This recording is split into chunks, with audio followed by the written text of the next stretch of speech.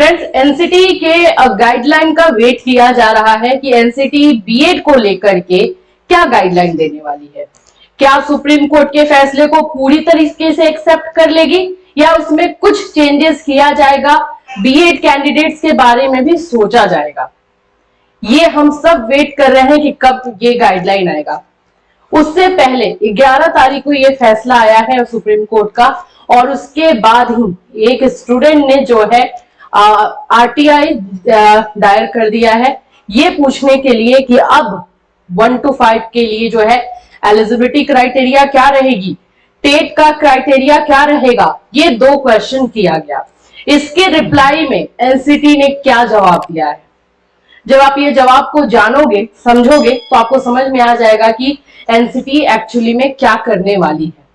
जो आस लगाए, एक उम्मीद लगाए एनसीटी की तरफ हम लोग देख रहे हैं कि कुछ वहां से पॉजिटिव बीएड कैंडिडेट्स के लिए निकल कर आएगा, वो उम्मीद एक तरह से कम हो जाएगी। चलिए जानते हैं कि आखिर में एनसीटी का रिप्लाई क्या आया है 1 to 5 के रिक्रूटमेंट के पॉलिसी को लेकर के, और साथ ही साथ जो है टेट के गाइडलाइन को लेकर के डिटेल से इस वीडियो में जो है हम डिस्कस करेंगे इन चीजों को। फ्रेंड्स, अगर आप हमारे चैनल पे पहली बार विजिट कर रहे हो तो चैनल को सब्सक्राइब एंड शेयर जरूर कीजिएगा। चलिए, एकदम आप देख सकते हैं स्क्रीन पर जिन स्टूडेंट ने ये किया था उनका नाम अमनप्रीत है। ठीक है, रिसीव डेट आप देखोगे 15 को इनको जो है रिप्लाई मिला है। अमनप्रीत का नाम है। Public authority national council for teacher education, NCT की तरफ से ये जवाब है। रिक्वेस्ट डिस्पोज हो चुका है 21/8 को। ठीक है, डेट ऑफ एक्शन। अब यहाँ पे जो रिप्लाई आया है एक लाइन का, इसको जब हम देखते हैं तो हमें लगता है कि एनसीटी ने अभी कुछ भी जो है ऐसा रूल नहीं बनाया है। यहाँ पे बोला गया है there is no such recorded information available in office records of NCT. बोला गया है कि एनसीटी ने अभी कोई भी ऐसा रिकॉर्ड नहीं रखा है, ऐसा नहीं है। लेकिन साथ साथ में और भी बातें हुई हैं। ये पैराग्राफ देखिए, यहां से मैं आपको जो है एनसीटी की वेबसाइट पर भी लेकर के चलूंगी। यहाँ पे बताया जा रहा है द एप्लीकेंट में refer the NCT regulation. NCT के रेगुलेशन के बारे में बात हुई है। 23/8/2010 के रेगुलेशन की बात हुई है, 29/7/2011 के रेगुलेशन की बात हुई है, और 12/11/2014 की रेगुलेशन की बात हुई है। यहाँ पे 19 की बात हुई है, 21 की बात हुई है। आपको कुछ मिसिंग नहीं लग रहा है? 2018 की बात नहीं हुई है, क्योंकि 2018 को तो सुप्रीम कोर्ट ने कैंसिल कर दिया है, तो उसको जो है एनसीटी ने बिल्कुल उसके बारे में चर्चा ही नहीं हुई है। Regarding minimum qualification for a person to be eligible for appointment a teacher, TET guideline dated 11/2/2011, सभी चीजों के बारे में यहाँ पे बोला जा रहा है कि टीचर के क्वालिफिकेशन के लिए, टीचर का एक क्वालिफिकेशन क्या होना चाहिए पढ़ाने के लिए, वो इन सभी में जो है दिया गया है। आप वहां से एनसीटी की वेबसाइट से देख सकते हो। नीचे में लिंक भी दिया गया है, और टेट का गाइडलाइन क्या होगा उसके बारे में भी बात हुई है।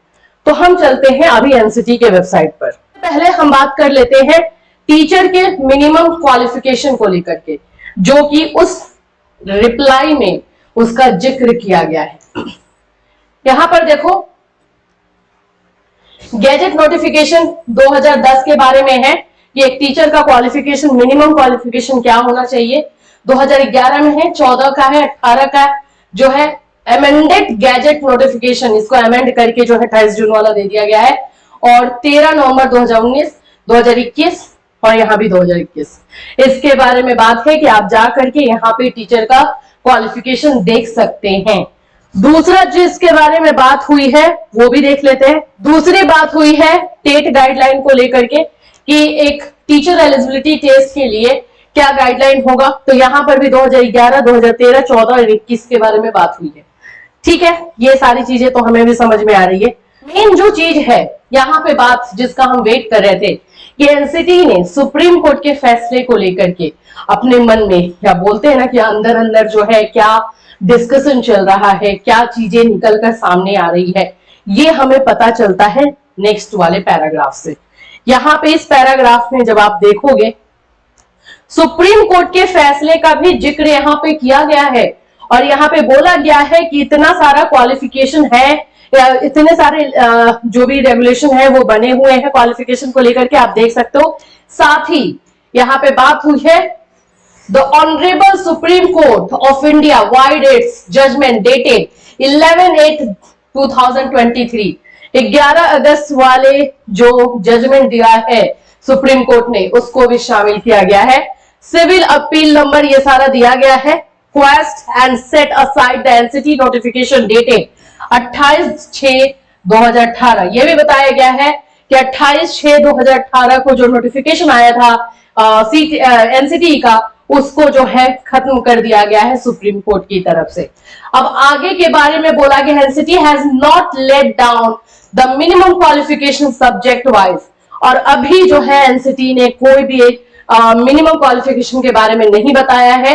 तो अगर आप जानना चाहते हो तो आप जो भी रिक्रूटमेंट एजेंसी है, बोर्ड है, आप उनको कंसर्न कर सकते हो, उनसे पूछ सकते हो।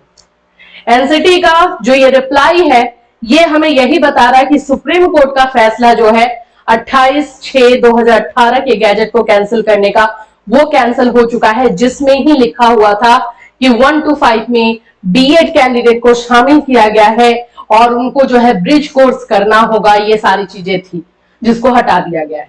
तो अब पहले वाले नोटिफिकेशन पे बात हो रही है, बाद वाले नोटिफिकेशन पे बात हो रही है, लेकिन 2018 पे बात नहीं होगी, ये क्लियर किया गया है। अब आगे की जो गाइडलाइन है उसके बारे में अभी एनसीटी ने कुछ नहीं कहा है, ये भी बता दिया गया है। बट इससे एक पूरा क्लियर जो चीज पता चल रहा है, एनसीटी सुप्रीम कोर्ट के फैसले को लेकर ही आगे चलने वाली है। अच्छा, इसमें मैं दो चीजों पे ध्यान ले जाऊंगी, ठीक है। ये रिप्लाई आया, समझ में आ रहा है कि एनसीटी जो है सुप्रीम कोर्ट के फैसले के खिलाफ नहीं जाने वाली है, उसको लेकर चलेगी। हम जो डिमांड कर रहे हैं, एक डिमांड हो रहा है रिव्यू पिटीशन का। देखो, रिव्यू पिटीशन अगर एनसीटी करती है तो उसका एक मायने अलग होगा, वो हो जाएगा कि एनसीटी चाहती है कि बीएड 1 to 5 में रहे, ठीक, वो एक अलग हो जाएगा। सुप्रीम कोर्ट उसको एक अलग नजरिए से कंसीडर भी करेगी। लेकिन जब कोई थर्ड पार्टी, दैट मीन्स कि बीएड की तरफ से कोई अगर बंदा या बंदी आकर के ये बात को लेकर के जाते हैं, तो वो थर्ड पार्टी हो जाएंगे और वहां पे सुप्रीम कोर्ट जो है उस थर्ड पार्टी को बोलेगी कि आप एनसीटी से कंसल्ट कीजिए, क्योंकि वो रेगुलेटिव बॉडी है, वही जो है रिक्रूटमेंट बनाएगी। तो कहीं ना कहीं ये हमारा केस जो है रिव्यू पिटीशन वाला वीक हो जाएगा, अगर एनसीटी अपनी तरफ से रिव्यू पिटीशन नहीं दाखिल करती है तो। दूसरा, हम अध्यादेश यानी ऑर्डिनेंस के लिए बात कर रहे हैं कि ऑर्डिनेंस ही, अब मुझे भी ये पूरा देखा जाए तो यही लग रहा है, ऑर्डिनेंस ही एक रास्ता है जो कि हमें उस तरफ लेकर के जा सकती है। उसके पहले ये रिव्यू पिटीशन, और जहां तक एनसीटी का रवैया देखने को मिल रहा है, लग नहीं रहा है कि बीएड के पक्ष में कुछ भी एनसीटी अभी करने वाली है। ऐसा जो अनुमान, जो चीजें हो रही हैं उसके अकॉर्डिंग बताया जा रहा है। तो आप सब जो है सिर्फ ऑर्डिनेंस पे फोकस कीजिए। ऑर्डिनेंस की मांग करते हैं, हम अध्यादेश लाने की मांग करते हैं कि हमें अध्यादेश लाना है, और नहीं तो फिर 2018 के बाद जिन जिन स्टूडेंट्स ने बीएड किया है सिर्फ एनसीटी के गैजेट की वजह से, उन लोगों को आप इंसाफ दिलाइए। 5 साल उनका बर्बाद हुआ है, पैसा कहां से इकट्ठा करके उन्होंने किया है, इन सभी चीजों के बारे में आप देखिए, ये सारी चीजें जो है आप कीजिए, ठीक है। तो इससे रिलेटेड और कोई इंफॉर्मेशन आएगी तो डेफिनेटली हम आपके लिए लेकर के आएंगे।